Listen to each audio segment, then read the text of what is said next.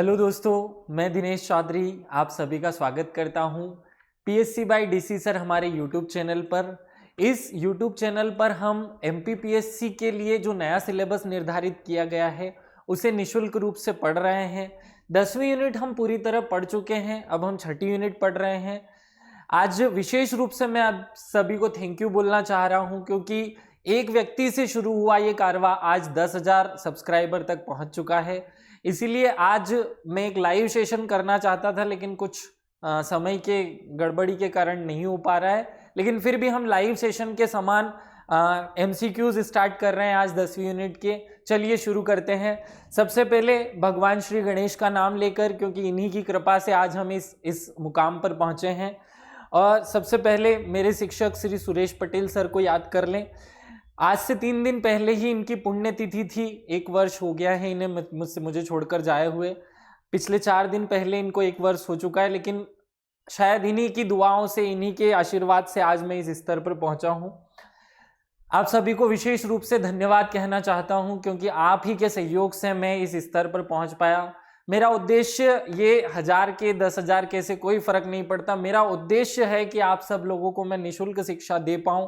और ये जो व्यवसायीकरण हुआ है शिक्षा का, ये जो महंगी हो गई है शिक्षा, या बच्चों को जो अच्छी शिक्षा नहीं मिल रही है, उसके स्थान पर हम ऑनलाइन प्लेटफॉर्म पर भी एक ऐसा स्टैंडर्ड स्थापित करें जहां टीचर आता हो और 40 मिनट के एक वीडियो में केवल वो पढ़ाने का काम करता हो। आजकल यूट्यूब पे ऐसी जो वीडियोस बनती हैं या जो सामान्य टीचर पढ़ा रहे हैं उनमें बातें ज़्यादा होती हैं, पढ़ाई कम होती है। और मैं इसी स्टैंडर्ड को बदलने के लिए विपरीत युद्ध लड़ रहा हूँ। आप सभी के सहयोग की और आवश्यकता है।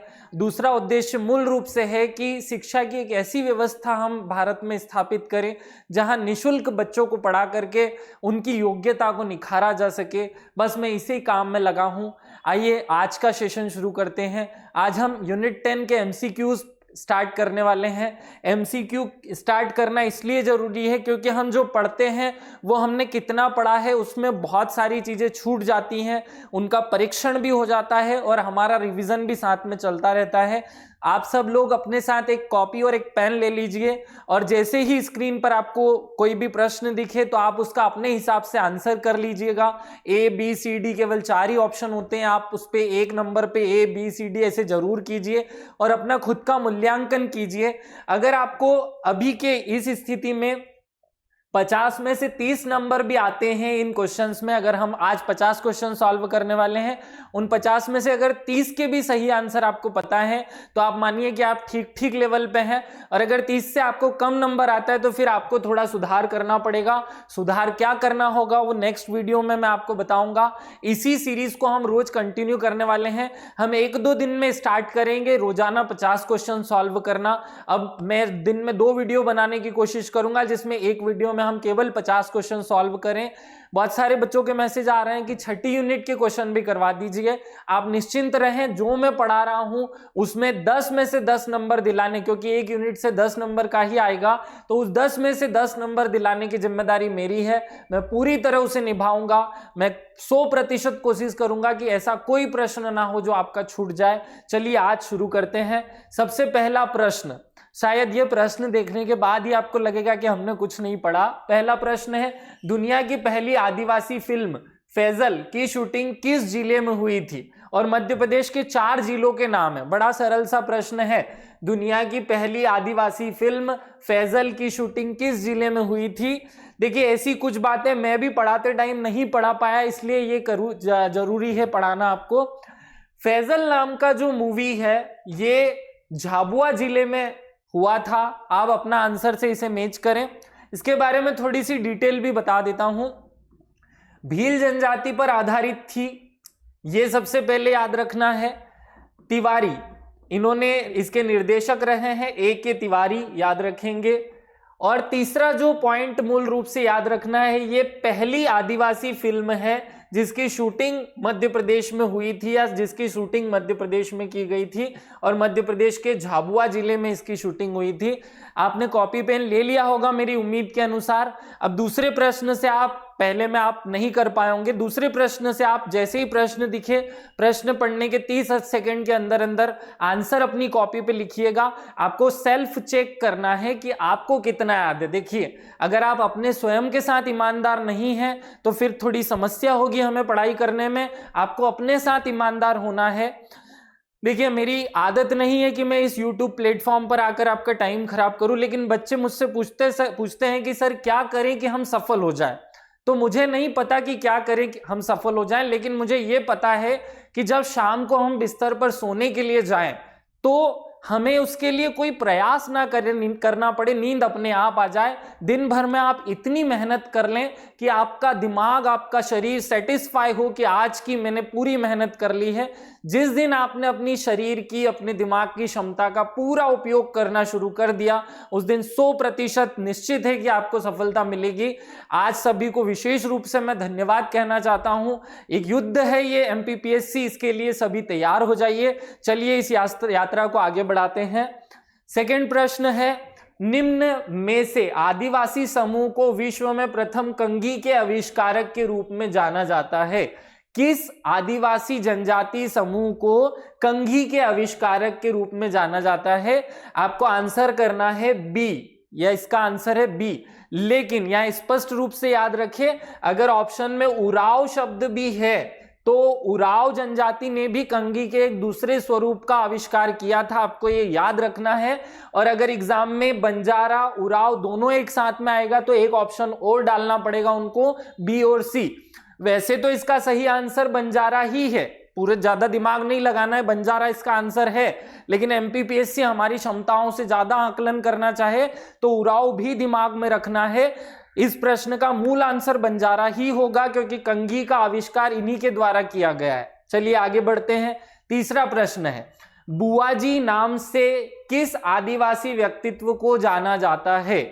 बहुत ही ज्यादा सरल प्रश्न है, बुआजी नाम से किसे जाना जाता है?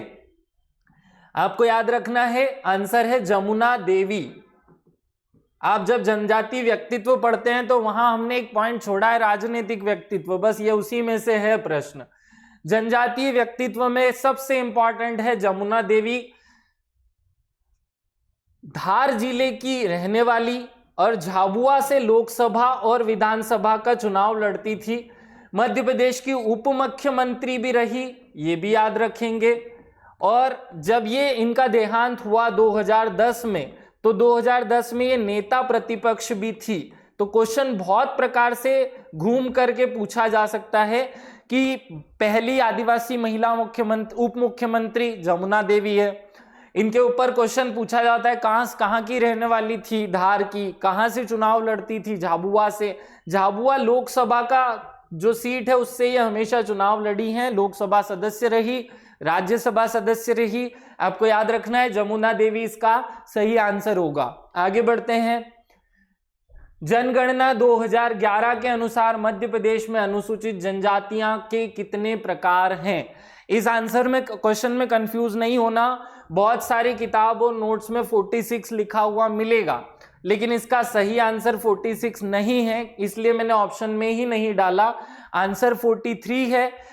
देखिए, सही आंसर 46 भी हो सकता था अगर वो हमसे क्वेश्चन पूछता 1976 में जब पहली बार ये सूची तैयार की गई थी या सूची को अपडेट किया गया था, तब कितने जो जनजाति उनको शामिल कर लिया गया था। लेकिन 2003 में हमारे यहाँ देखिए 2001 की जनगणना के आधार पर भी 46 जनजाति समूह ही जनजातियों के रूप में जाने जाते थे, लेकिन 2003 में हमने 3 जनजातियों से जनजाति का दर्जा छीन लिया, जनजाति का दर्जा समाप्त कर दिया। कीर, मीणा और पारधी, इन तीनों को जनजाति का दर्जा समाप्त कर दिया गया था 2003 में। जब से हमारे मध्य प्रदेश में 46 में से 3 गया तो 43 जनजाति समूह ही जनजाति के रूप में नामी थे, याद रखना। चलिए आगे बढ़ते हैं।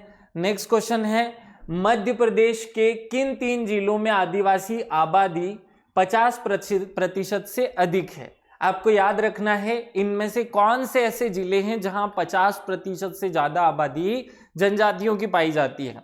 देखिए सबसे ज्यादा जनजाति की आबादी या प्रतिशत के आधार पर अगर देखिए तो अलीराजपुर है। अलीराजपुर में लगभग 89% जनजाति की आबादी पाई जाती है, लेकिन यहाँ तो अलीराजपुर कहीं है ही नहीं। आपको इसके बाद याद रखना है सेकंड नंबर पे, इसलिए 5 याद करना है। इसमें से झाबुआ, मंडला और डिंडोरी, इन 3 जिलों में 50% से ज्यादा आबादी और पाई जाती है।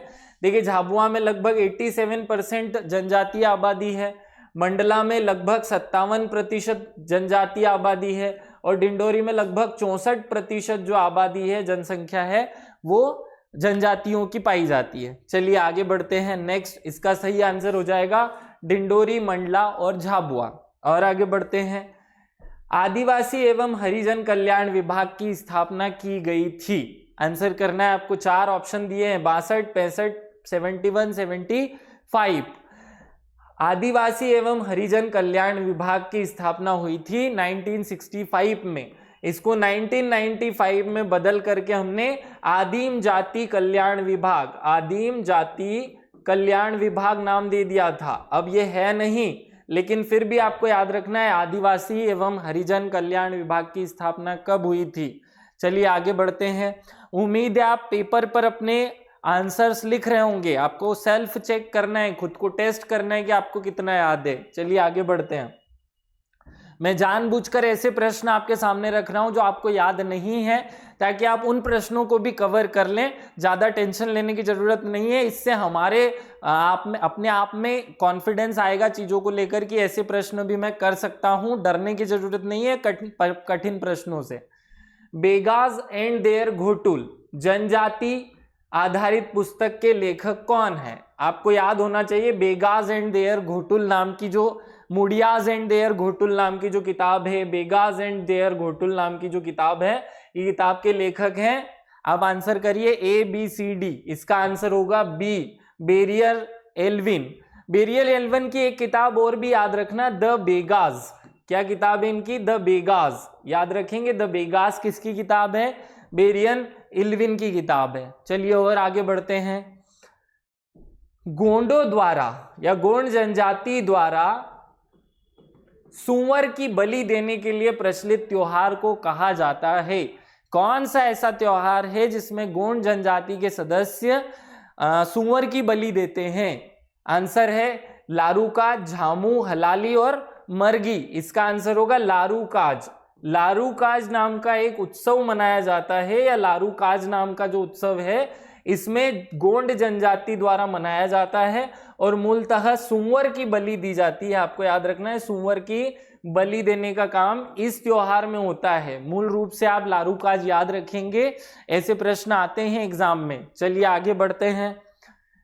बेगा जनजाति के संदर्भ में बासी शब्द का शब्द संदर्भित करता है। बासी शब्द का क्या अर्थ है? ये एक गीत है, नृत्य है, विवाह है या भोजन है? आंसर कीजिए। इसका आंसर होगा भोजन। जो बेगा जनजाति है, इस बेगा जनजाति में 3 प्रकार के भोजन प्रचलन में है। ये 3 टाइम खाने को अलग अलग नाम से जानते हैं। क्या क्या कहा जाता है? जो सुबह का भोजन होता है उसे बासी कहते हैं। सुबह के भोजन को क्या कहा जाता है? बासी। दोपहर का जो भोजन होता है उसे कहा जाता है पेज, और शाम का जो भोजन होता है उसे कहते हैं बयारी। क्या कहते हैं? बयारी। तो शाम वाले या रात वाले भोजन को बयारी कहते हैं, दोपहर के भोजन को पेज कहते हैं। इस प्रकार तीनों भोजन के नाम याद रखना। ये जो तीसरा शाम वाला भोजन है इसे मांझी भाजी भी कहा जाता है। ये भी स्पेशल है, याद रख लेना। मांझी भाजी क्या है? ये बेगा जनजाति का जो शाम का भोजन होता है उसे मांझी भाजी भी कहा जाता है। क्या कहा जाता है? मांझी भाजी। ये भी शब्द याद रख लेना। चलिए आगे बढ़ते हैं। अगला प्रश्न है, मध्य प्रदेश की कौन सा जनजातीय समूह सबसे बड़ा है? बहुत फेवरेट प्रश्न है एमपीपीएससी का। 1998 में पूछा, 2011 में पूछा और 3 अलग अलग एग्जाम्स में 3 बार ये क्वेश्चन पूछा जा चुका है। मध्य प्रदेश का कौन सा जनजातीय समूह सबसे बड़ा है? अब एग्जाम टफ हो गई तो थोड़ा घुमा करके पूछेगा, दूसरा सबसे बड़ा कौन सा है, तीसरा सबसे बड़ा कौन सा है? इसका आंसर तो होगा भील। लेकिन अब हम शुरू वाले 7 के साथ याद कर लेते हैं। तो शुरू के जो 7 सबसे बड़े बड़े जनजातीय समूह हैं उनको हम याद कर लें। कैसे याद करोगे? देखो, सबसे बड़ा तो हमें भील याद है, दूसरा वाला आपको याद है गोंड। ये लगभग 2 सबको याद रहते हैं। तो हमें इसको कोड बना करके याद कर लेना है कि सबसे बड़ा भील है, दूसरा गोंड, तीसरा, चौथा, पांचवा, ये वाले जनजातीय समूह भी हमें याद रहे। तो हम उसको कोड बना लेते हैं कि भिगो के, एक शब्द लिख दिया मैंने, भिगो के से भी, क्या लिखा हमने? भिगो के कैसे भी भरो। ये एक कोड है जिसके आगे आप नंबरिंग कर दो तो आपको स्टार्टिंग की जो 7 जनजातियां हैं उनका क्रम याद हो जाएगा कि सबसे बड़ी जनजाति कौन सी है, दूसरी सबसे बड़ी जनजाति कौन सी है, तीसरी सबसे बड़ी जनजाति कौन सी है। तो भीगो के, तो भी से भील हो जाएगा, गो से गोंड हो जाएगा, के से याद रखना दो। देखिए के में दो के आ रहे हैं, यहां भी के हैं, यहां भी के हैं। तो यहां है कोल, छोटा वाला पहले आएगा और कोरकू वाला कोल बाद में, बड़ा है वो बाद में आएगा। स से सहरिया आएगा, ब से बेगा आएगा और भर से हमारे यहाँ भारिया जनजाति है तो बहरिया आएगा, याद रखना। तो एक कोड बना लिया हमने, भी गो के से भी भर, कैसे भी भर। तो ऐसे आपको 7 जनजाति क्रम से याद हो जाएगी। चलिए आगे बढ़ते हैं। अगला प्रश्न है, अब भी पूछा गया, पिछले के पिछले एमपीपीएससी प्री का क्वेश्चन है, गोटमार प्रथा कहाँ प्रचलन में है? आपको अब भी जो नया जिला बना है उसका नाम याद रखना है, पांडुरना छिंदवाड़ा में है और गोटमार प्रथा वहीं पे प्रचलन में है। तो ऐसे प्रश्न जनजातीय क्षेत्र से ही पूछे गए प्रश्न है, इसलिए मैंने इस पर रुका नहीं, जल्दी से आंसर किया क्योंकि ये पूछा गया प्रश्न है। चलिए और आगे बढ़ते हैं। अगला क्वेश्चन थोड़ा सा कठिन बनाया गया है, 2 सेंटेंस दिए हैं और आपको बताना है कि इनमें से कौन सा सही है कौन सा गलत है। पहला सेंटेंस है, भारिया जनजाति का निवास स्थान ढाना कहा जाता है। क्या कहा जाता है? भारिया जनजाति का निवास स्थान ढाना। दूसरा सेंटेंस है, भारिया के घरों का निर्माण घास फूस लकड़ी और बांस से किया जाता है। क्या ये दोनों सेंटेंस सही है? अब 4 ऑप्शन है, केवल एक सही, 2 सही, दोनों सत्य हैं और दोनों असत्य हैं। आपको आंसर करना है अपने हिसाब से। इसका सही आंसर है सी, दोनों सत्य हैं। अब आपको याद रखना है, भारिया का जो घर होता है उसे हम ढाना कहते हैं, भील के घर को क्या कहते हैं? भील के घर को कू कहते हैं, जो मोहल्ला होता है उसे फाल्या कहते हैं और जो गांव होता है उसे पाल कहते हैं। सहरिया जो जहां रहते हैं उसे क्या कहते हैं? सहराना कहा जाता है और इनके घरों को टोपा कहा जाता है, टोपा या टपरी कहा जाता है। याद रखना, सहरिया पे भी याद रखना, भील पे भी याद रखना, भारिया पे भी याद रखना। तो एक साथ ऐसे कंपैरिजन करके हमें याद रखना है ताकि ज्यादा याद कर पाए हम। चलिए आगे बढ़ते हैं।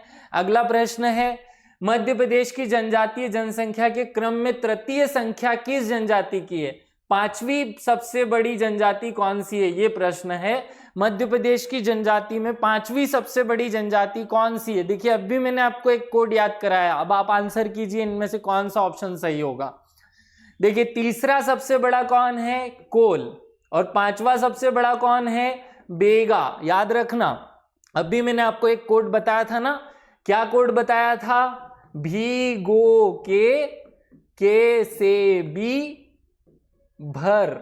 याद रखना, तो ये कोड हमें याद रहेगा। तो 5वां सबसे बड़ा हो गया सहरिया और 6ठा सबसे बड़ा हो गया बेगा। तो इसका सही आंसर क्या होगा? सहरिया। अगर वो 3 पूछ लेता, एक पूछता, सबसे बड़ा पूछता तो भील आंसर हो जाता, दूसरा सबसे बड़ा पूछता तो गोंड आंसर होता, तीसरा सबसे बड़ा पूछता तो कोल आंसर हो जाता, चौथा सबसे बड़ा पूछता तो कोरकू आंसर हो जाता और 5वां सबसे बड़ा पूछा है इसलिए सहरिया आंसर हो जाएगा इस क्वेश्चन का।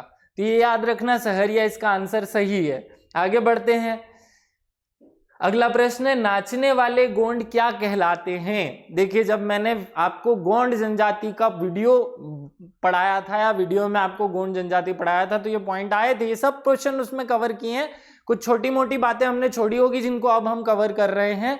तो गोंड जनजाति का वर्गीकरण जब मैंने पढ़ाया था तो ये पॉइंट आ गया था कवर। वहां आपने आंसर करना है क्या कहा जाता है, नाचने गाने वाले जो गोंड है उनको क्या कहा जाता है? सही आंसर है कोयला भूतीस। क्या आंसर है सही? कोयला भूतीस। क्या कौन कौन है, चलो इन सब के बारे में कर लेते हैं।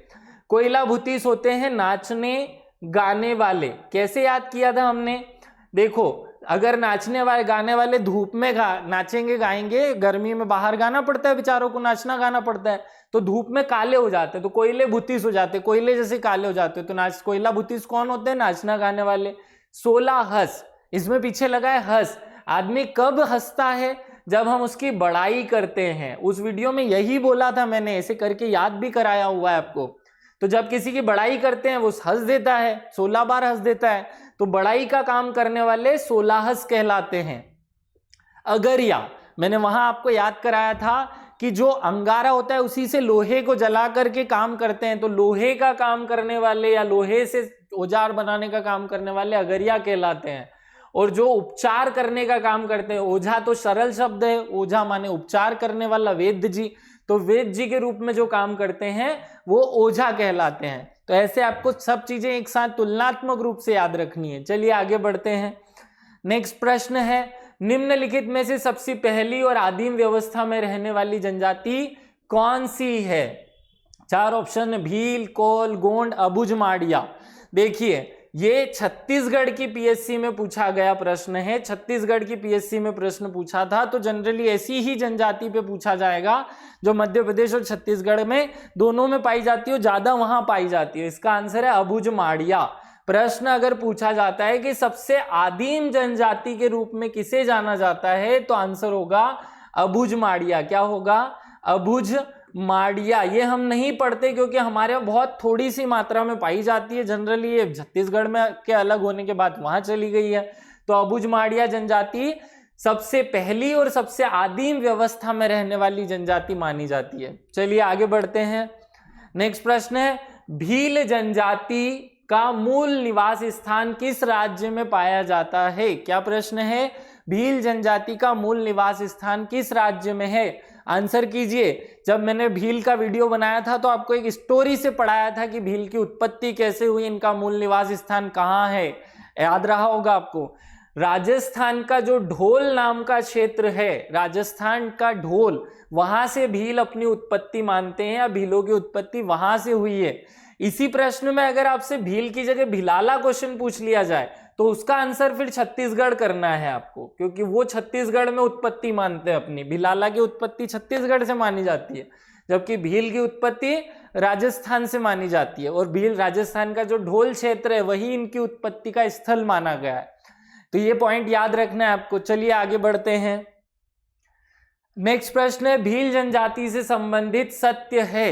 2 पॉइंट दिए हुए हैं। पहला, दापा वधु पक्ष द्वारा दिया जाने वाला दहेज है। गांव का मुखिया गमेती कहलाता है। जल्दी से आंसर कीजिए। 4 ऑप्शन है, केवल 1, केवल 2, 1 और 2, 1 और 2 भी नहीं, मतलब दोनों गलत। इसका आंसर होगा सी, दोनों सही। देखिए हमें पता है कि जो दहेज होता है उसे हिंदुओं में दहेज, मुस्लिमों में मेहर, उसे ही भील जनजाति में दापा क्या कहा जाता है, दापा। और इसी शब्द के लिए कोरकू जनजाति और भारिया जनजाति जैसी जनजातियों में गोनेम शब्द यूज होता है। आपको याद रखना है, कोरकू में क्या कहा जाता है, इसे गोनेम कहा जाता है। भारिया मत लगाना, कोरकू में गोनेम कहा जाता है। तो ऐसे अलग अलग जनजातियों में जो दहेज के लिए शब्द हो, एक साथ पढ़ लो, कंपैरिजन हो जाएगा और याद भी रहेगा, भूलने की भी समस्या नहीं रहेगी। चलिए आगे बढ़ते हैं। नेक्स्ट प्रश्न है, किस जनजाति द्वारा मां धनेश्वरी का पूजन किया जाता है। छत्तीसगढ़ पीएससी में पूछा गया टॉप क्लास प्रश्न में से एक माना जाता है इसे। देखिए धनेश्वरी माता की पूजा आपको मैंने जो 7 जनजाति पढ़ाई उसमें नहीं आया, इसका मतलब ये मूलतः नहीं होगा। ना बेगा पूछती है, ना गोंड पूछती है, ना सहरिया पूछती है। आंसर कीजिए। इसका आंसर है हल्बा जनजाति। और हल्बा कौन है, गोंड जनजाति की एक शाखा मानी जाती है इसे, हल्बा को। तो हल्बा इसलिए हमसे भी पूछा जा सकता है। हल्बा जनजाति पूजा करती है मां धनेश्वरी की। किसकी पूजा करती है, मां धनेश्वरी की। अगर आपको जल्दी लग रहा हो तो आप इसको पॉज कर करके भी कर सकते हैं आंसर, क्योंकि मुझे एक निश्चित समय में ही वीडियो खत्म करना है, ज्यादा बड़ा नहीं कर सकता मैं वीडियो, इसलिए थोड़ा स्पीड से करना पड़ रहा है। आप इसको पॉज कर करके आंसर कीजिएगा, हमें चेक करना है कि 50 में से आपको कितने नंबर आ रहे हैं। मुझे मैसेज भी कीजिएगा अगर आपको 30 से कम आते हैं और 30 से ज्यादा आते हैं, दोनों स्थितियों में। चलिए आगे बढ़ते हैं। नेक्स्ट प्रश्न है, नागपुर शहर के संस्थापक बुलंदशाह का संबंध किस आदिवासी समूह से है?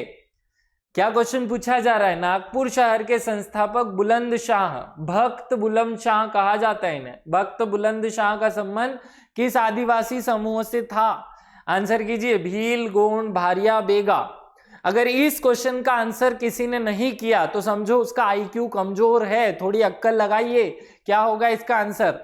देखिए, जब मैंने आपको गोंड जनजाति पढ़ाया था तो आपको एकमात्र इस जनजाति में बताया था कि 7 रियासतें हुआ करती थी इस जनजाति की, जहां के राजा हुआ करते थे गोंड वंश के, और गोंड वंश के जो राजा होंगे वही तो किसी शहर को बसाएंगे। तो गोंड वंश के शासक थे बुलंदशाह। मध्य प्रदेश में भी 3 रियासतें थी इन 7 में से। एक हम जो रानी दुर्गावती वाली गढ़मंडला की रियासत पढ़ते हैं, एक देवारगढ़ रियासत पढ़ते हैं, एक मकड़ई रियासत पढ़ते हैं। तो 3 रियासतें थी, वो इतिहास में पढ़ेंगे, अभी जनजाति का विषय नहीं है, लेकिन फिर भी याद हो। तो इसका आंसर क्या हो जाएगा? गोंड आंसर हो जाएगा। शहर के, नागपुर शहर के संस्थापक भक्त बुलंदशाह आदिवासी, गोंड आदिवासी समूह से संबंध रखते हैं। चलिए आगे बढ़ते हैं। नेक्स्ट प्रश्न है, भारतीय संविधान की 5वीं अनुसूची के अनुसार मध्य प्रदेश के निम्न में से कौन सा जिला शामिल है? देखिए, प्रश्न थोड़ा कठिन पूछा गया है, लेकिन फिर भी आपको याद होना चाहिए। खैर ये याद नहीं होगा तो मैं याद कराऊंगा, याद करने का टेंशन नहीं लीजिए। अभी आंसर कीजिए 4 में से क्या आंसर होगा। थोड़ा सा आईक्यू लगाएंगे अपना, कोशिश करेंगे। मध्य प्रदेश के जिस जिले में जनजाति का प्रतिशत ज्यादा होगा वो जिला शामिल होगा। इसका आंसर है मंडला जिला। देखिए, मध्य प्रदेश के 20 ऐसे जिले हैं जो 5वीं अनुसूची के अंदर आते हैं, और वो 5वीं अनुसूची के अंदर आने वाले जिले वो हैं जिनमें हमारे 89 विकास खंड हैं। हम पढ़ते हैं ना, हमारे विकास खंड पढ़ते हैं कि मध्य प्रदेश में टोटल 313 विकास खंड, उन 313 में से 89 विकास खंड केवल और केवल आदिवासियों के लिए आरक्षित हैं। तो जिस विकास खंड में, जिस जिले में ज्यादा विकास खंड है, जिन 20 जिलों में विकास खंड है, वही 5वीं अनुसूची के जिले हैं। ऐसे कंपैरिजन भी हो जाएगा, याद भी रह जाएगा। तो मंडला याद रख लेना। देखो, झाबुआ, अलीराजपुर ये जिले भी आएंगे क्योंकि वहां प्रतिशत ज्यादा है। तो वो जो शुरू के 5 जिले जिनमें जनजाति का प्रतिशत ज्यादा है, वहां तो ऑब्वियसली ये होंगे ही। तो इससे ये काम भी आसान हो जाएगा। चलिए आगे बढ़ते हैं। नेक्स्ट प्रश्न है, निम्न में से क्या भील जनजाति की विशेषता है? इनमें से कौन सी जनजाति, थोड़ा टाइपिंग मिस्टेक है, बिल लिखा है, भील लिखो, भील उससे शब्द से बने हैं। निम्न में से क्या भील जनजाति की विशेषता नहीं है? याद रखना, इस क्वेश्चन में नहीं पूछा गया है। निम्न में से कौन सी विशेषता भीलों की नहीं है? 4 ऑप्शन है, आंसर कीजिए जल्दी से। इसका आंसर होगा पिथौरा चित्रकला, हमने पढ़ा, भीलों की है। गौरी नाट्य, ये भी भीलों द्वारा किया जाता है। नंदन प्रिंट, ये आपको याद नहीं होगा, इसके बारे में जानकारी रख लो। देखो, जो बाघ प्रिंट है वो बाघ प्रिंट के एक उप शाखा के रूप में नंदन प्रिंट होता है। जो भील जनजाति के लोग कपड़े पहनते हैं ना, या भील जनजाति के लोग जो कपड़े पहनते हैं, वो जनरली नंदन प्रिंट कहलाता है। एक विशेष प्रकार का प्रिंट है नंदन प्रिंट। ये भी भीलों के चलता है, ये भी भीलों में है, ये भी भीलों में है, अर्थात कर्मा नृत्य नहीं है। ऐसे प्रश्नों में कभी भी आंसर इस तरीके से मत करना कि क्या है, गलत हो जाएगा। करना कि कौन सी चीज किसी और की है। देखो, कर्मा नृत्य में हमने पढ़ा बेगा और गोंड, इन दोनों जनजाति में कर्मा नृत्य होता है। तो जब ये बेगा और गोंड में होता है तो फिर भील में कैसे होगा? तो वैसे इसको इलिमिनेशन प्रोसेस कहते हैं, 4 में से एक को निकाल देना। उस तरीके से इन क्वेश्चंस को कवर करना है। चलिए आगे बढ़ते हैं। नेक्स्ट क्वेश्चन है, मध्य प्रदेश की किस जनजाति को शिकारी जनजाति के रूप में जाना जाता है? ये सबको याद होना चाहिए, पूरी तरह से सीधे तौर पर बताया हुआ प्रश्न है, ना घुमाया ना फिराया। चलिए आंसर कर दिया होगा सबने। इसका आंसर है पारधी जनजाति। देखो, पारधी के जो मैंने प्रकार पढ़ाए थे आपको, उस प्रकार में हमने पढ़ा था चीता पारधी, ध्रुव पारधी, फलाना, ऐसे बहुत सारे प्रकार के पारधी पढ़े थे। तो वो जो चीता पारधी थे, एक था शीशी का तेल पारधी, तो ये जो शीशी का तेल पारधी है मगरमच्छ को मारते हैं, चीता पारधी चीता पालते हैं और मारते हैं, हिरण पारधी, ऐसे अलग अलग प्रकार के पारधी होते हैं। और ये पारधी शब्द का अर्थ ही शिकारी होता है। याद रखना, कहाँ पाए जाती है पारधी जनजाति? भोपाल के आसपास वाले जो जिले हैं, सीहोर, रायसेन, राजगढ़, इन जिलों में पारधी जनजाति पाई जाती है। खैर अब कोई शिकार विकार नहीं करते ये, लेकिन फिर भी याद करना है। आगे बढ़ते हैं। नेक्स्ट प्रश्न है, मध्य प्रदेश में मान्य अनुसूचित जनजातियों की संख्या। देखिए यहाँ 3 भी 43 भी आंसर है, 46 भी आंसर है। जल्दी से आंसर करो। इसका आंसर होगा 43। जब तक सामने वाला कुछ ना कहे कि क्या है, ये 43 ही आंसर करना है आपको। वर्तमान का जो स्टेटस है वो 43 ही है। देखो यहाँ 3 ऑप्शन भी दिया है। अगर हड़बड़ाहट की तो आप जल्दीबाजी में विशेष पिछड़ी जनजाति सोच करके 3 आंसर कर दोगे, ऐसा नहीं करना है। आपको बहुत अच्छे से क्वेश्चन पढ़ना है, क्वेश्चन पढ़ने में जल्दीबाजी नहीं करनी है। अगर यही क्वेश्चन होता मध्य प्रदेश में विशेष पिछड़ी जनजाति कौन सी है, तो फिर 3 आंसर सही होता। यहाँ आंसर 43 सही है, ये 43 के हिसाब से आंसर करना है। चलिए आगे बढ़ते हैं। नेक्स्ट प्रश्न है, जोवट नामक स्थान में भील किस प्रकार की दरी बनाते हैं? भील जनजाति पर आधारित एक विशेष प्रश्न है। चलिए जल्दी से आंसर कीजिए। पुंजा दरी, प्लास्टिक दरी, ऊनी दरी, धागा दरी। देखो थोड़ी अक्कल लगाओगे तो आ जाएगा। धागा दरी हो नहीं सकता है, धागे से कोई दरी नहीं बनाता। ऊन की दरी भी भील जनजाति नहीं बनाते हैं। प्लास्टिक विकसित नहीं है तो नहीं होगी, तो इसका आंसर अपने आप में पुंजा दरी हो जाएगा। तो इसका आंसर क्या है? पुंजा दरी। देखो भील जनजाति जो जोबट नाम के स्थान है, जोबट एक तहसील है, तो इस जोबट नाम की जो तहसील है, जोबट ये जो जोबट तहसील है, इस तहसील में जो भील जनजाति के लोग रहते हैं वो एक स्पेशल प्रकार की दरी बनाते हैं। ये फेमस है। अभी क्यों फेमस हो रहा? क्योंकि मध्य प्रदेश की सरकार ने इसके लिए भी जीआई टैग बना दिया, जीआई टैग अप्लाई कर दिया। इसके पहले भीलों का एक विशेष था कड़कनाथ, 2018 में उसको भी जीआई टैग मिल चुका है। किसको? कड़कनाथ को। तो याद रखना, कड़कनाथ को झाबुआ से जीआई टैग मिला है, ये याद रख लिया हमने। अब इस बार हमने अप्लाई किया है भीलों की विशेषता इस दरी को, जिसको कहते हैं जोवट दरी या जोवट दरी उस जगह के नाम पे, उसका मूल नाम है पुंजा दरी। तो याद रखना इस क्वेश्चन का आंसर होगा पुंजा दरी। चलिए आगे बढ़ते हैं। नेक्स्ट प्रश्न है, कोरकू जनजाति का निवास मध्य प्रदेश के किन जिलों में मुख्यतः? इस प्रकार का प्रश्न बहुत आता है एग्जाम में। आप मध्य प्रदेश का मैप याद करना और मध्य प्रदेश के मैप में इसे बनाए बिना आंसर मत करना। तो देखिए अगर कोरकू के हमें जिले याद होंगे तो कोरकू के जिले आपको याद होंगे, हरदा, होशंगाबाद, बैतूल, ये वाले। ये क्षेत्र कौन सा पड़ता है इसमें? उत्तर तो नहीं बोलेंगे, पश्चिम भी नहीं बोलेंगे, पूर्व भी नहीं बोलेंगे, तो आंसर क्या हो जाएगा? दक्षिण के जिले। चलिए आगे बढ़ते हैं। नेक्स्ट प्रश्न है, बूढ़ा देव का पूजन मध्य प्रदेश की किस जनजाति में प्रमुख रूप से किया जाता है? यहां विशेष प्रमुख शब्द जोड़ा गया है।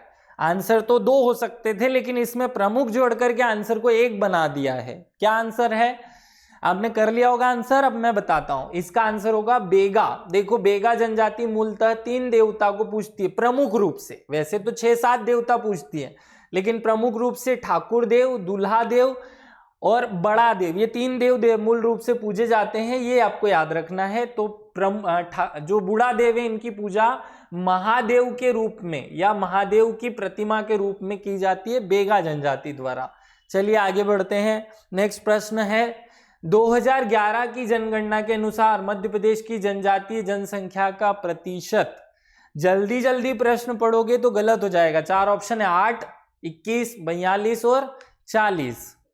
क्या पूछा है? मध्य प्रदेश में जनजातीय जनसंख्या का प्रतिशत। आंसर है 21.10 या 21.1 भी सही है।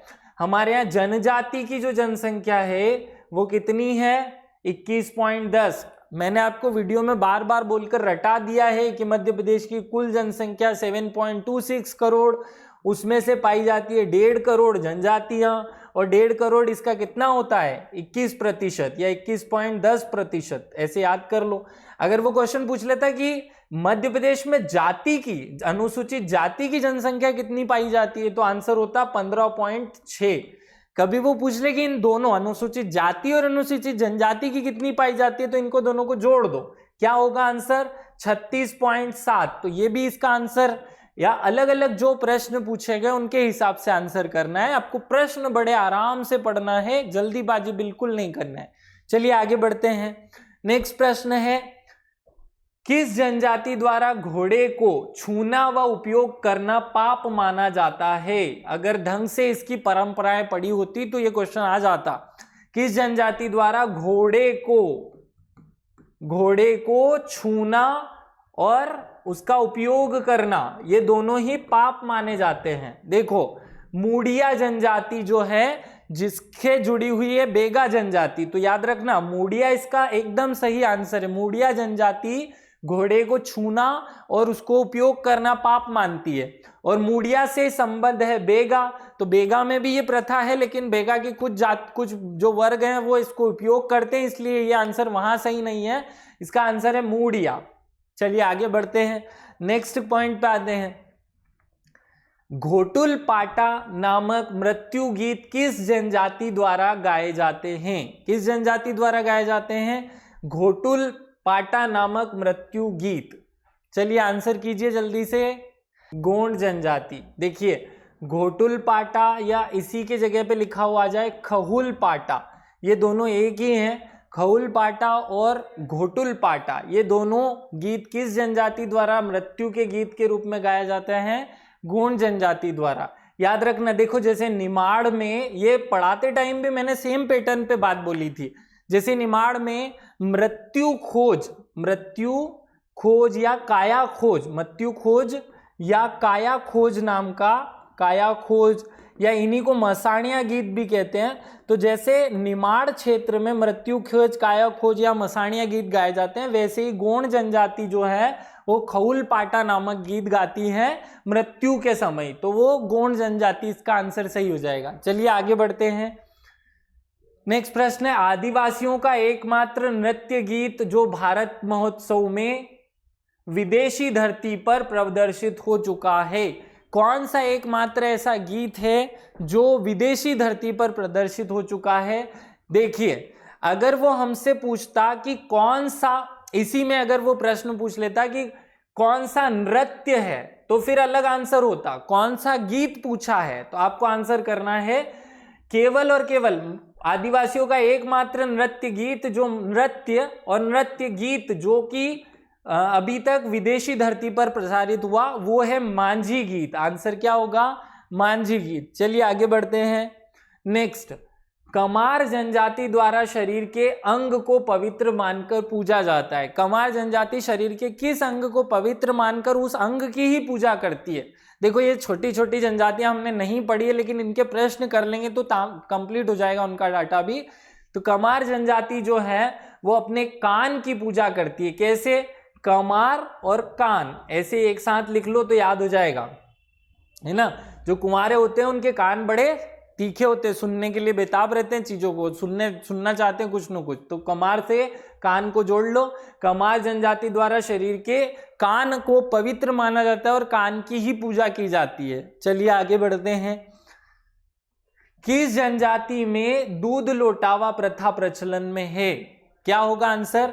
देखिए, दूर से आंसर सोचोगे तो इसका सारे के सारे इसके आंसर दिखाई देंगे कि भील में भी होता है, बेगा में भी होता है, कोरकू में भी होता है, गोंड में भी होता है, लेकिन मूल रूप से किस में होता है? मूल रूप से ये आंसर या मूल रूप से ये क्वेश्चन जो है, दूध लौटावा की परंपरा भीलों में प्रचलन में, आपको एग्जाम में आंसर भील ही करना है, तो इसका आंसर हो जाएगा सही भील। चलिए और आगे बढ़ते हैं।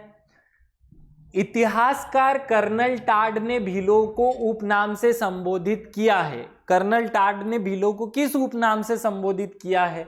देखिए, ऐसे प्रश्न एग्जाम में पूछे जाते हैं थोड़े टफ बनाने के लिए। चलिए जल्दी से आंसर कीजिए। वन मानव, वन पुत्र, तीरंदाज और उपरोक्त सभी। देखो, तीरंदाज तो किसी ने सामान्य लोग कहते हैं, दो ऑप्शन बचे, वन मानव और वन पुत्र। इसका आंसर है वन पुत्र। अब आप आंसर करेंगे ऐसे ही एक प्रश्न का कि जंगलियों का जंगली किसे कहा जाता है। आपको आंसर करना है कमेंट में इस क्वेश्चन का कि जंगलियों का जंगली किसे कहा जाता है। इस क्वेश्चन का आंसर तो कि कर्नल टाड ने भीलों को किस नाम से जाना था? वन पुत्र नाम से पुकारा था, ये आपको याद रखना है। चलिए और आगे बढ़ते हैं। आगे नेक्स्ट प्रश्न है, सेतम नृत्य किस वर्ग से संबंधित है? जब मैंने आपको जनजाति पढ़ाया था तो इस पर रुक करके 1 मिनट तक बात की थी सेतम नृत्य और भड़म नृत्य पे। आपको कहा था कि भड़म नृत्य कौन करता है और सेतम नृत्य कौन करता है। इसका आंसर होगा महिलाओं द्वारा। देखो सेतम नृत्य भड़म पुरुषों का नृत्य है और सेतम महिलाओं का नृत्य है। आपको पढ़ाते टाइम स्पेशली ये बोला था मैंने।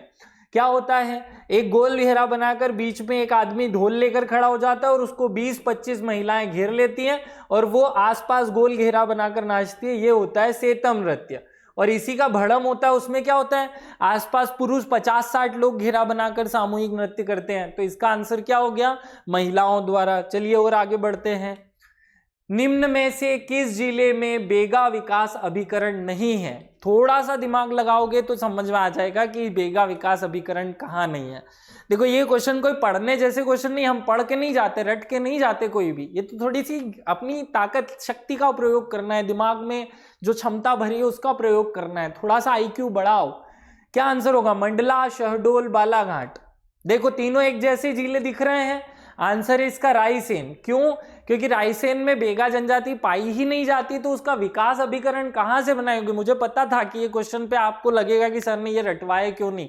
रटवा दूंगा टाइम आने पर, अभी आप क्वेश्चन से प्रैक्टिस करना शुरू करें। एक बड़ी क्लास रखेंगे हम 3-4 घंटे की, जिसमें जनजाति के सारे मटेरियल मैं आपको याद करा दूंगा विथ कोडिंग। एग्जाम के 15-20 दिन पहले ऐसा करेंगे, अभी कर लेंगे तो फिर भूल जाओगे।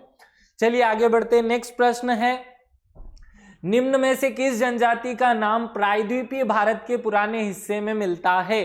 थोड़ा सा IQ का प्रयोग करो, आपको ये क्वेश्चन का आंसर मिल जाएगा। देखो क्या आंसर है, गोंड, भील, किरार, कीकर या अंगा? क्या आंसर होगा? देखो अंगा तो कोई जनजाति होती ही नहीं है, अंगारिया होती है, तो ये ऑप्शन तो गलत हो गया। अगर वो अंगारिया लिखता तो फिर हमारा क्वेश्चन जो है वो गलत हो जाता, क्वेश्चन ही गलत हो जाता। लेकिन देखो पृथ्वी के 2 हिस्से थे, हमें पता है। पीछे वाले को अंगारा लैंड और गोंडवाना लैंड पूछा है, तो गोंडवाना लैंड में आगे लगा है गोंड, तो ये यहाँ का ऑप्शन है गोंड। इसका सही आंसर क्या होगा, गोंड। तो आदिम जनजाति जो प्रायद्वीपीय भारत के पुराने हिस्से से मिलता है, जिसका नाम वो है गोंड। अगर अंगारिया भी होता तो फिर ये प्रायद्वीप क्वेश्चन चेंज करना पड़ता, प्रायद्वीप हिस्सा नहीं है अंगारा का। चलिए आगे बढ़ते हैं। गोंड जनजाति का अध्ययन निम्न में से किस मानव शास्त्री द्वारा किया गया? देखिए जब मैंने आपको किताबें पढ़ाई थी ना, वहां स्पेशली ये आदमी पढ़ाया हुआ है मैंने। इनमें 4 ऑप्शन में से एक है। जल्दी से आंसर करो, अपनी कॉपी में सब आंसर करते रहना, चेक करना है कि 50 में से आपको कितना आता है। मुझे पता है 30 आ गया तो बहुत बेस्ट है, 30 आ गए ना अगर 50 में से तो बेस्ट है, उससे कम नहीं आए। 30 से 25 के बीच में रहा तो समझो कि आप धीरे धीरे इंक्रीज हो जाओगे, 50 में से 50 तक पहुंचना है। गोंड जनजाति का अध्ययन निम्न में से किस मानव शास्त्री द्वारा किया जाता है? देखो श्याम सुंदर दुबे ने किताब लिखी है पश्चिमी मंडला के गोंड। क्या लिखा, पश्चिमी मंडला के गोंड। ये किताब किसने लिखी? श्यामचरण दुबे ने। तो उनका अध्ययन उसी ने किया होगा ना जिसने उस पर किताब लिख दी, क्योंकि बेरियल इल्विल ने तो बेगा जनजाति पर काम किया, ये तो बेगा वाले हैं, तो ये तो आंसर होगा नहीं। हॉब हाउस ने पूरी जनजातियों पर किया है, किसी एक विशेष पर नहीं। RK मुखर्जी ने दक्षिण भारत में किया, यहाँ नहीं। तो आपको एक ही आंसर करना है, प्रोफेसर श्यामचरण दुबे। चलिए आगे बढ़ते हैं। नेक्स्ट क्वेश्चन है, मेघनाथ उत्सव किस जनजाति द्वारा मनाया जाता है? जल्दी से आंसर करो, पढ़ाया हुआ है मैंने, स्पेशल बताया कौन सी जनजाति रावण की पूजा करती है, कौन सी जनजाति मेघनाथ की पूजा करती है, ये सब बताया हुआ है वीडियो में आपको। चलिए इसका आंसर बताता हूं। इसका आंसर है डी, कोरकू जनजाति जो है। कोरकू की उत्पत्ति पढ़ लेना, कोरकू की उत्पत्ति पढ़ोगे तो आपको मेघनाथ याद आ जाएगा। तो मेघनाथ पूजा कौन करता है? मेघनाथ पूजा करते हैं कोरकू, याद रखना। चलिए आगे बढ़ते हैं। अगला, किस जनजाति द्वारा लड़की का जन्म को अति शुभ माना जाता है? मैंने वीडियो में स्पेशली बोला था कि यहाँ लड़के और लड़की समान होते हैं। किस जनजाति में लड़का लड़की समान होते हैं? चलिए जल्दी से आंसर करो। लेप्चा, सहरिया, हो और संथाल।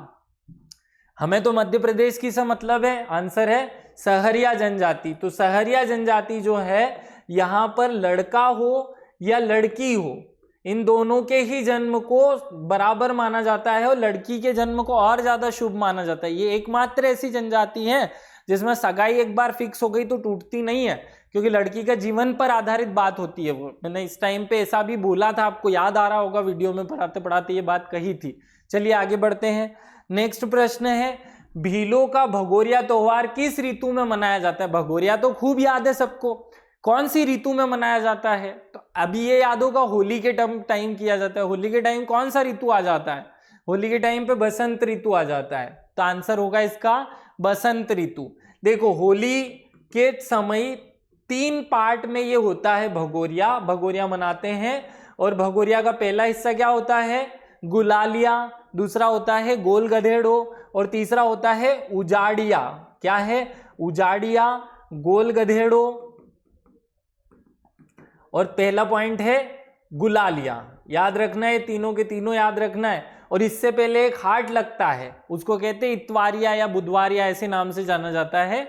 रविवारिया नहीं बोलते, इतवारिया बुधवारिया याद करना। तो उससे पहले वो हाट भी लगता है, वो भी याद रखो, और ये तीनों के तीनों पार्ट भी याद रखो। चलिए नेक्स्ट प्रश्न पर चलते हैं।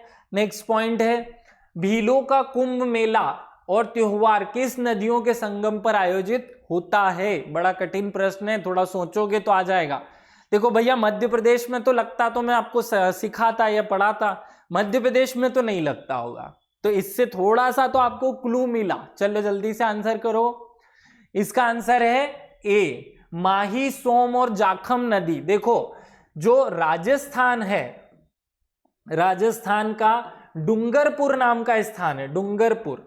इस डूंगरपुर में एक मेला लगता है, किसका? भीलों का कुंभ मेला। मैंने पढ़ाया हुआ है आपको कि भीलों का मूल निवास स्थान कहां पर है? राजस्थान में, और वहीं पे डूंगरपुर तहसील में ही ये राजस्थान में भीलों का कुंभ मेला लगता है। अगर थोड़ा सा इंटेलिजेंस यूज करते तो पेंच और वर्धा तो महाराष्ट्र की नदियां हैं, वहां तो भील जनजाति बहुत ही कम है, मेला लगेगा ही नहीं। तवा और नर्मदा मध्य प्रदेश की है। चंबल शिवना पे थोड़ा सा आपको डाउट हो सकता था, लेकिन फिर भी इसका आंसर माही सोम है, एक बार याद कर लो। चलिए आगे बढ़ते हैं।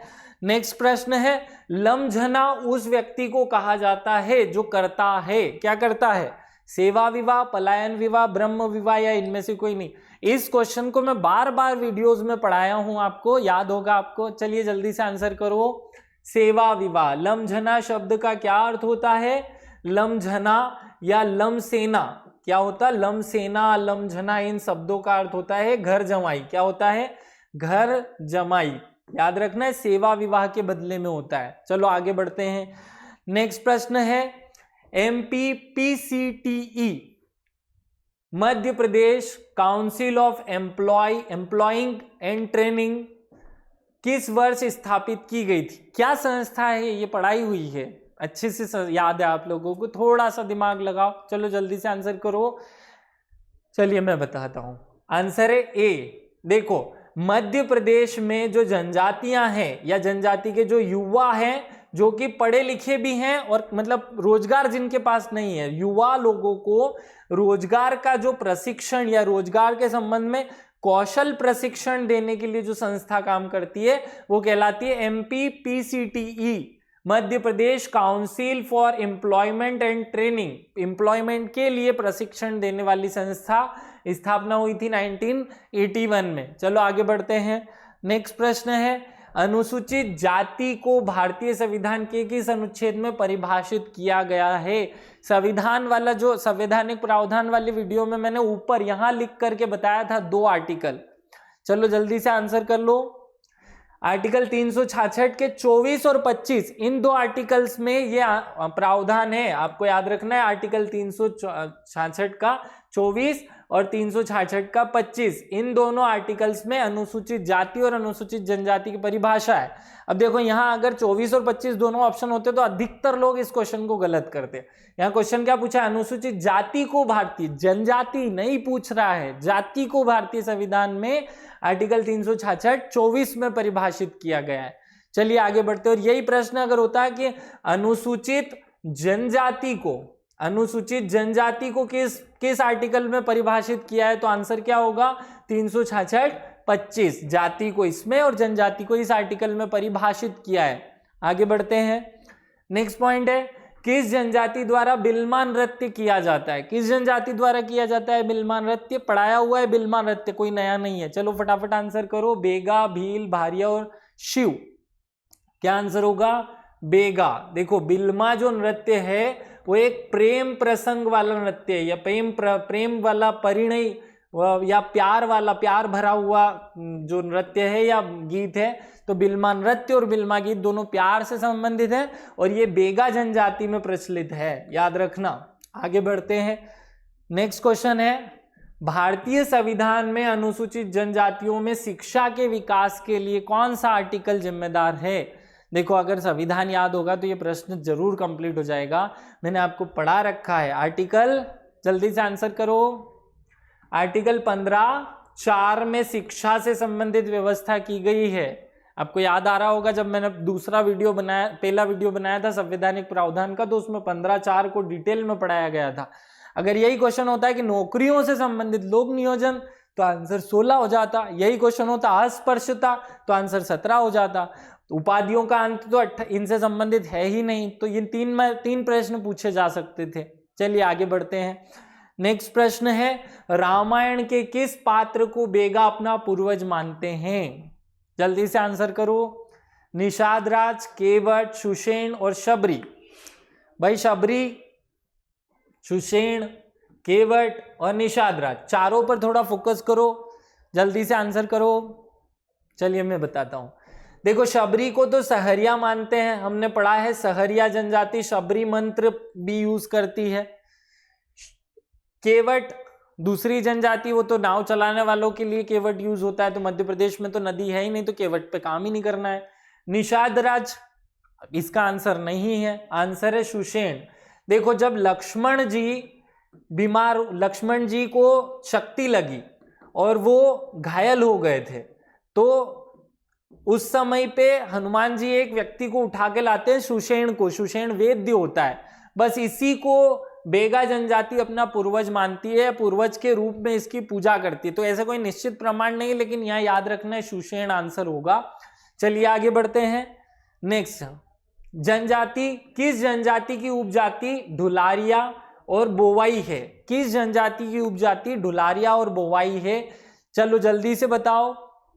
ढुलारिया और बोवाई किसकी उप जनजातियां हैं, या किस जनजाति की उप जनजाति के रूप में पूछी जाती है? चलो जल्दी से आंसर करो। इसका आंसर होगा कोरकू। देखो कोरकू जनजाति की उपजाति है ढुलारिया, बुवारिया, रूमा, मवासा, नहाला, मवारी, ये सब जनजाति कोरकू जनजाति की है। पढ़ाते टाइम मैंने कोड बनाकर याद कराया था, याद आ रहा होगा आपको। चलिए आगे बढ़ते हैं। नेक्स्ट है, गौर नृत्य किस जनजाति द्वारा किया जाता है? किसके द्वारा किया जाता है? चलो जल्दी से आंसर करो, पढ़ाया हुआ है। गौर नृत्य बेगा जनजाति द्वारा किया जाता है। देखो वैसे तो गौर नृत्य जो है वो मूडिया जनजाति का मूल नृत्य है। किसका है ये? मूडिया का। बेगा में भी नहीं आता, लेकिन मूडिया की बहुत सारी विशेषताएं बेगा में पाई जाती है, या बेगा इसकी उप शाखा के रूप में अनेक विशेषताएं धारण करती है। तो मूडिया की ये विशेषता है, गौर नृत्य भी बेगा में प्रचलन में है। तो आंसर क्या हो जाएगा? बेगा जनजाति। चलो आगे बढ़ते हैं। नेक्स्ट क्वेश्चन है, मध्य प्रदेश में आदिवासी विकास खंडों की संख्या, कितने आदिवासी विकास खंड है मध्य प्रदेश में? सबको आंसर याद रहता है इसका। चलो 89 कुल विकास खंड हमारे यहाँ कितने हैं? 313।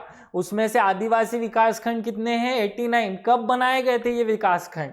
1952 में जो सामुदायिक विकास कार्यक्रम आया था, उसी के तहत 89 विकास खंड आदिवासी क्षेत्रों में भी बना दिए गए थे। याद रखना 1952 में स्थापित किए गए थे। चलो आगे बढ़ते हैं। नेक्स्ट पॉइंट है, 2011 की जनगणना के अनुसार अनुसूचित जनजाति की सबसे कम आबादी किस जिले में है?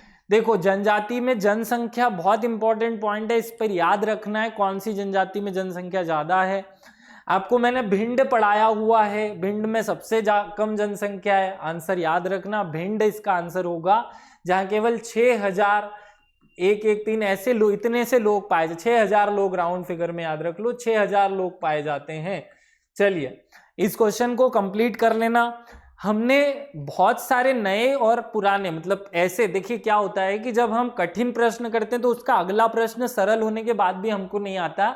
तो मैंने ये जो 50 क्वेश्चन डिजाइन किए थे इसी तरीके से किए थे कि एक कठिन डालो जो आपको बिल्कुल सुना हुआ नहीं है, एक सरल डाल दो। उसके बाद अगर आप आधे नंबर से ज्यादा मतलब 60% तक का भी मार्जिन ले लेते, कर लेते कवर, तो आप माना जाएगा कि अच्छा स्टूडेंट है। तो घबराने की जरूरत नहीं है। मैंने जानबूझकर इसमें ऐसे क्वेश्चंस भी डाले थे जो आपको नहीं आते हो, आपने सुने भी नहीं हो, मैंने भी वीडियो में इनको कवर नहीं किया हो। ऐसे 10 क्वेश्चन थे, लगभग 7-8 तो थे ही थे जिनको आपने सुना भी नहीं होगा।